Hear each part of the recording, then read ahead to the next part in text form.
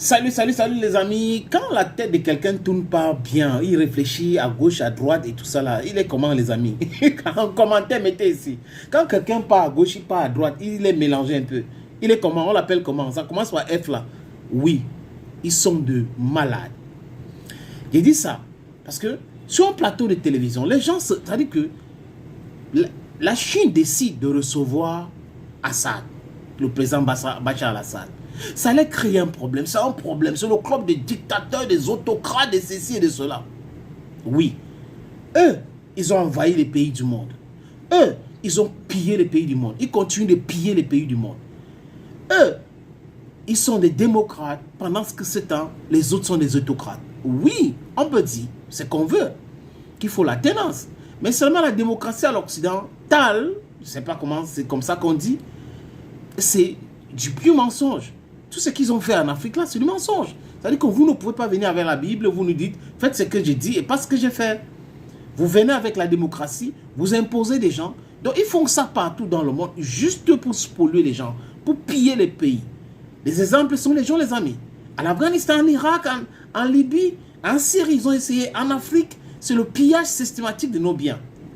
Et aujourd'hui, ose critiquer la Chine, insulter le président chinois. Il montre même une image du président chinois qui regarde Justin Trudeau. Attendez, les amis, je suis dépassé. Je suis vraiment dépassé, les amis. Je vais vous suivre, je vais vous faire suivre, désolé. Je vais vous faire suivre cet audio encore. Vous allez comprendre. Les débats de pacotille sur un plateau, il y a d'autres personnes qui essayent de dire des choses intéressantes, mais il y a une Ukrainienne là qui pense que l'Ukraine est devenue la Chine, l'Ukraine est devenue plus puissante pour arrêter le président chinois, l'Ukraine est forte. Aujourd'hui, l'Ukraine est devenue la première puissance au monde, l'Ukraine fait face à la Russie, mais elle oublie ou elle fait sciemment ou c'est parce qu'elle a pris des substances non contrôlées que c'est 31 pays qui font la guerre contre la Russie, ils n'arrivent pas. Oh, on peut arrêter le président Xi Jinping et tout. Et ce qui ressort de quoi, c'est quoi les amis? Ils pensent à faire la guerre préventive contre la Chine. Pour faire quoi? Pour éviter que la Chine devienne trop puissante pour les dépasser. Mais seulement la Chine les a dépassés déjà. En termes de démographie, 1,4 milliard. En termes de démographie en Afrique, 1 milliard 400 millions. En termes de démographie en Inde, 1,4 milliard. En Amérique latine, 700 millions. Mais vous pensez que quoi? Les pays du BRICS ou le Sud global dépassent largement l'Occident en termes de population. Et c'est cette démographie qui a fait en sorte que l'Occident envahit. L'Occident, je peux dire ça comme ça, colonise le monde parce qu'ils avaient le nom. Mais aujourd'hui, c'est fini, la démographie est du côté du Grand Sud. L'Afrique va passer d'ici 20 ans à 2,5 milliards d'habitants. La Chine a déjà 1,4 milliard, l'Inde 1,4 milliard. Économiquement, l'Europe ne pèse plus rien. Les Américains aussi. C'est le Sud global qui pèse fort. Les chiffres même de leur Fonds monétaire international, ces organisations de Bretton Woods moribonds, dangereuses même pour l'économie mondiale, en disent long. Les amis, les pays du BRICS, les pays du Grand Sud dépassent largement en termes de PIB les pays dits développés. C'est une vérité, les amis. Et ils veulent faire une guerre préventive. Et c'est les médias qui commencent à parler de la guerre préventive contre la Chine. Les amis, je vous suggère d'écouter cet audio pour faire aussi vous, votre idée. On écoute. Vladimir Poutine, par cette guerre, veut se montrer en leader de ce nouveau monde. Face à cette nouvelle guerre des mondes, il veut représenter ces nouvelles valeurs, il veut que d'autres pays, les BRICS, des pays africains, des pays de l'Amérique du Sud, etc., s'allient à lui, non pas tant par militairement ou je ne sais quoi, mais en tout cas rhétoriquement par une appartenance à des valeurs. Est-ce que cela, France... pour lui, c'est un but de guerre? Guillaume l'a rappelé, son but de guerre à Kiev, c'est raté de chez raté. Hein. En revanche, là, cette recomposition du monde, là, la Russie a ses chances. C'est un pays qui a zéro invention technologique, qui a très peu d'industrie à part la manne pétrolière. Mais en revanche, là, la guerre, cette espèce de guerre qu'il est en train de mener. De quelle chance vous parlez? La Russie vient de perdre la Caucase. Dès que l'empire russe ou soviétique perd le Caucase, ça signifiait la faiblesse de l'empire. Donc ça parle de ce qui s'est passé à Nagorno-Karabakh. Ils viennent de céder l'Arménie. Ils viennent d'offrir l'Arménie à Turquie. Erdogan ne rêve que resterait son empire ottoman. Oui. De quelle montée de Poutine vous parlez? Poutine perd. Il perd à Erdogan maintenant. Le prochain conflit que nous allons avoir tous, c'est plus Poutine. Poutine va finir d'ici dans quelques mois. Et c'est l'armée ukrainienne maintenant qui comment est-ce qu'on peut savoir que c'est dans quelques mois? Vous l'espérez, bien sûr. Mais non, on le sait. On le sait, parce que la guerre, c'est les calculs. Si nous faisons tout ce que nous faisons aujourd'hui sans rien, avec notre propre moyen, et avec toutes petites choses qu'on a reçues de l'Occident pour l'instant, vous imaginez qu'est-ce qu'on va faire avec Crimée et avec Donbass dès qu'on va recevoir tout l'armement? Le parrain chinois, ce parrain qui fait peur. Moi, j'étais très frappé depuis 2 jours. Je posais la question à quelques intervenants. Xi Jinping a commis un génocide sur les Ouïghours. Est-ce qu'il faudrait l'inculper? Et on sent que diplomates, etc., disent mais oulala, inculper Xi Jinping, c'est quand même très emmerdant. Il va revenir ici à Paris, on va lui faire le tapis rouge. Vous le tenteriez, vous? Mais bien sûr. Parce que vous êtes courageuse, mais imaginez les Occidentaux. Volkswagen, ukrainienne surtout. Les Allemands qui vendent leurs voitures. Déjà les Ukrainiens qui sont courageux. Vous pouvez nous accorder toutes les tâches. Impossible. Parce que le mot impossible n'existe pas. Alors attendez, Oksana, allons-y. Vous inculpez mandat de la Cour pénale internationale contre Xi Jinping. Dès qu'il se déplace, par exemple, s'il tente de se déplacer en Occident, on essaie de l'arrêter. Bien sûr, pas de problème. Vous êtes d'accord avec ça, Colonel Goya? Mais c'est pas nous décider. C'est un peu l'équivalent des banques too big to fail. On ne peut pas les laisser. C'est vraiment des personnes trop grosses. Là, c'est pareil. Mais il faut faire le premier pas. Si les diplomates à qui vous parlez, Darius, vous disent sont circonspects, c'est qu'il y a des raisons. C'est qu'ils ont peur. Mais vous venez de dire que la Russie contrôle Crimée et Donbass. Non. Regardez ce qui se passe en Crimée. Vous appelez ça contrôler Crimée? Le ciel du Crimée n'est plus contrôlé par les Russes, ni le front d'ailleurs. C'est vrai qu'ils sont en difficulté. Mais j'ai le sentiment qu'en fait, il y a 2 mouvements historiques parallèles. D'abord, l'émergence économique de la Chine qui devient un acteur mondial. On en a parlé en Afrique. Effectivement, avec cette alliance inédite de la dictature communiste et du capitalisme le plus brutal. Et aujourd'hui, les Chinois, c'est pour nous...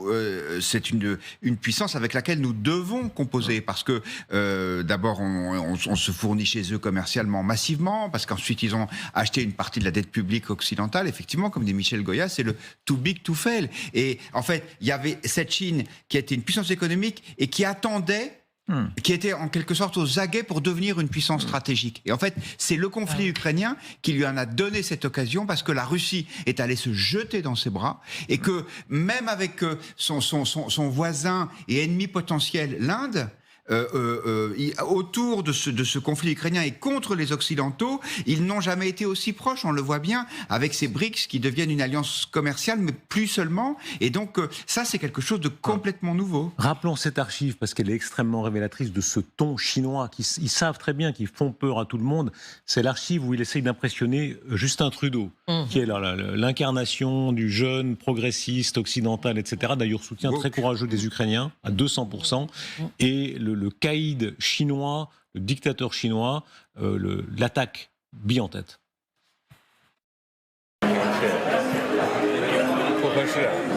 Everything we discuss is leaked to the paper. That's not appropriate.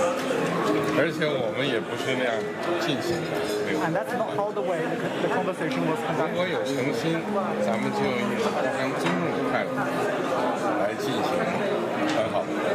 If there is... Voilà, il accuse de coup, il est bien, Trudeau, mais enfin, on sent quand même qu'il y a 1,4 milliard de personnes et une première puissance qui lui parle. Et le Chinois dit, c'est le respect mutuel qui compte, si nous arrivons à l'atteindre. Et en cela, il paraît extrêmement dubitatif. Il est très désagréable. Pour dire les choses, il est très... Mais cette séquence, elle en dit beaucoup. Il considère qu'ils tiennent le couteau par le manche. Oui, c'est l'expression respect mutuel, moi, qui me fascine, parce que c'est le respect de quoi? C'est le respect de nos régimes. Vous nous respectez, on est un régime autoritaire, on met en tôle les gens sans avocat, mais vous nous respectez, c'est comme ça, vous n'avez pas à vous en mêler. Et Oksana, je suis désolé, effectivement, on peut rêver dans le monde des bisounours, comme ça, d'arrêter les méchants dictateurs, mais j'allais dire, qui sommes-nous pour faire ça? Mais vous savez... À l'échelle du globe, qui sommes-nous? Pourquoi vous parlez de la force de la Chine et vous ne dites pas en contrepartie que ce que Biden a proposé pour neutraliser la Chine? Chine, il mise seulement 3 milliards de dollars pour approvisionner le Grand Sud. Biden, il propose 113 milliards. Déjà. Ça, il a annoncé ça à G20. Puis, l'Inde était désignée comme une partenaire stratégique du G20 de l'Occident aujourd'hui. Donc, vous voyez, il y a les contrebalances. Oksana, vous avez raison de le rappeler. Les Américains, eux, pensent en termes de guerre préventive. Ils ont eu, alors on dit que c'est une folie ou un courage, selon qu'on les aime ou non, de mener une guerre préventive en Irak. Et beaucoup d'Américains disent, un jour, on va mener une guerre préventive contre la Chine. On va trouver une occasion de les affronter, parce qu'il faut... leur casser un peu les reins avant qu'ils soient trop forts. Mais c'est pas la guerre. Ce qui est certain, c'est que l'effort militaire de la Chine est colossal. Pour l'instant, les États-Unis ont la supériorité militaire, en particulier navale, dans la région. Mais c'est encore vrai pour 10 ans à 15 ans. Mais après, effectivement, ça va changer. Énorme. Il y a les revendications de la Chine sur Taïwan. On a vu la façon dont la Chine a digéré Hong Kong, y compris par la force. Et les Occidentaux ont protesté. Mais ils n'ont pas osé déclencher un affrontement. Est-ce que vraiment nous sommes prêts tous à avoir, ne serait-ce que notre pouvoir d'achat, baisser de 15-20%? Parce que si on n'importe plus tous les produits bon marché de Chine qui probablement nous habillent tous ce soir en partie, et qui... Je ne sais pas qui ici a des jeunes enfants autour de la table, mais des chambres d'enfants, les jouets, je pense qu'à peu près 100% des jouets, 80% c'est made in China. Mais bien sûr, ou les doudous. Je pensais à... On dit Shine, c'est ça, les Shine, absolument. Shine, voilà. Qui déferlent sur tous les adolescents européens. Tous les adolescents. Avec des robes à 15 €. Et donc, aujourd'hui, les Occidentaux sont-ils prêts à renoncer à ce confort? Je ne le pense pas. Et d'ailleurs, les Chinois... très longtemps, ont une forme de modestie, d'humilité. Et maintenant, c'est terminé, ils ne se cachent plus. C'est la scène avec Trudeau. Ouais. On se souvient de cette scène d'anthologie de l'ambassadeur de Chine à Paris, que vous avez débusqué dans son arrogance. Ça lui a pas réussi d'ailleurs, parce qu'il est reparti là-bas, semble-t-il. Mais c'était bien révélateur de ce qu'est ce nouvel état d'esprit qu'on voyait effectivement là, avec Trudeau. Ça a toujours été le retard d'esprit.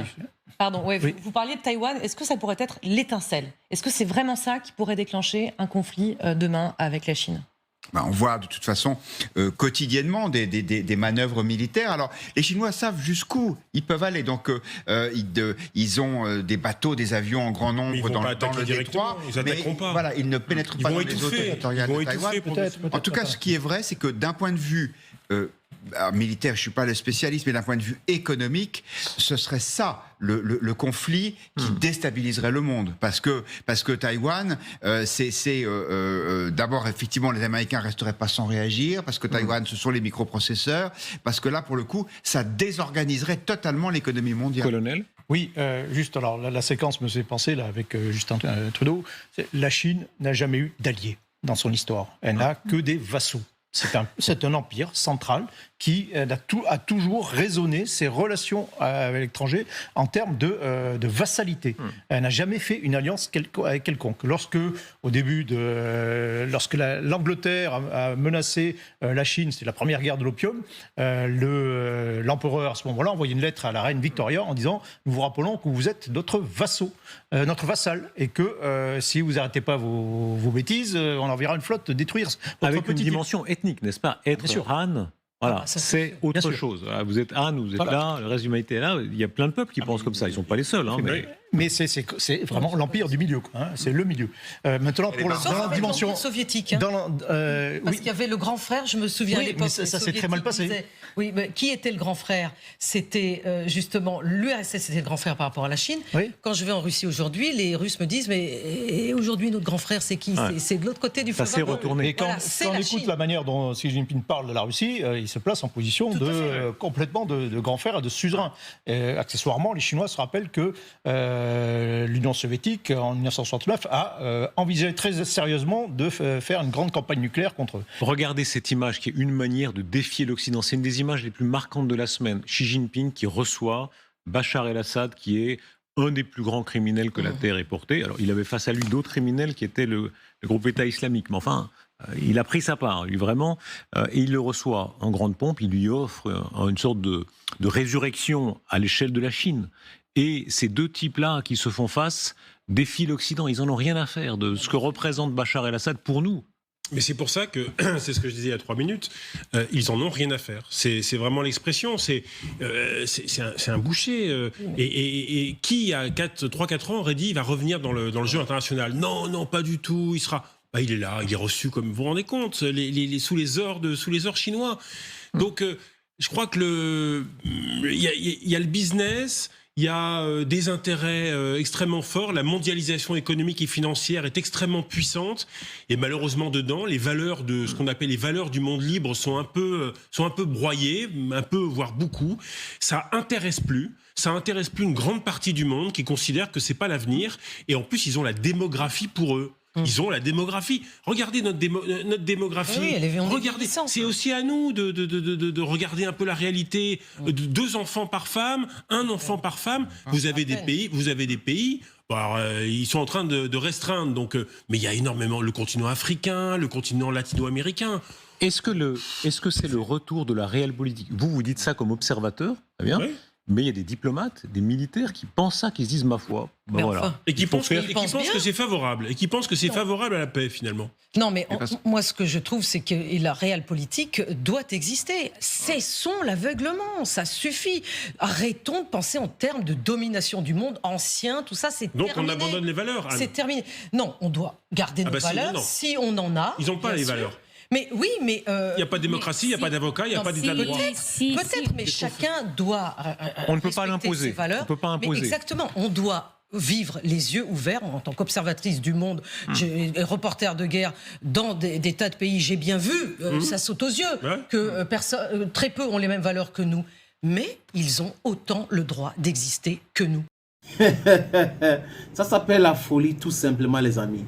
C'est-à-dire que les gens qui paient ou non, c'est-à-dire qu'en termes de puissance militaire, la Chine et la Russie dépassent largement pratiquement tous les pays du monde. La Chine et la Russie. Maintenant, la Chine seule. S'attaquer à la Chine, c'est la destruction totale de l'économie européenne.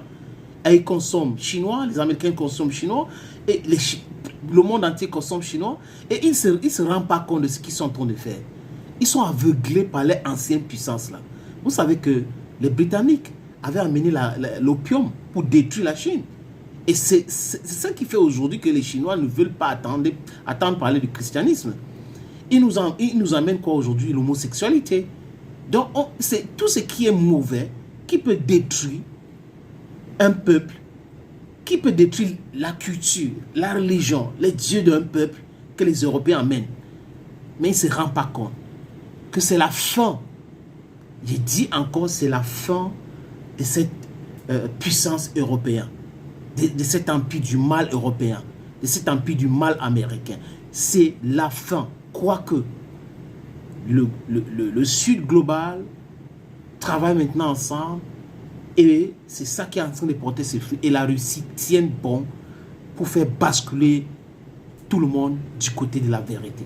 Thank you friends for watching this video. Bye bye for now.